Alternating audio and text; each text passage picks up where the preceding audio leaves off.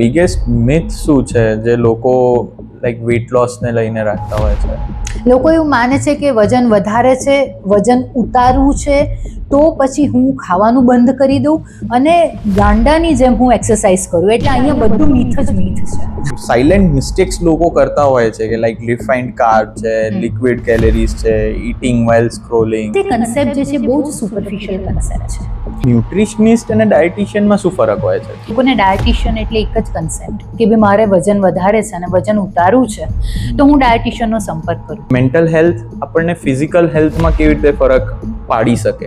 દરેક વયની વ્યક્તિને સ્ટ્રેસ હોય જ છે. એક્સેપ્ટ નથી કરતા કે હું સ્ટ્રેસમાં છું. That is our first mistake.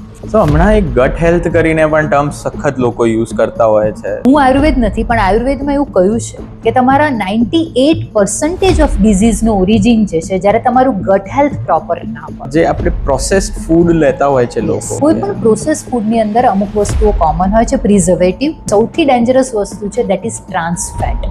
તો ક્યાંય ને ક્યાંય એવું થઈ રહ્યું છે કે ધીરે ધીરે આપણા જે ટ્રેડિશનલ ફૂડ હેબિટ્સ હતી એનાથી આપણે દૂર જઈ રહ્યા છીએ.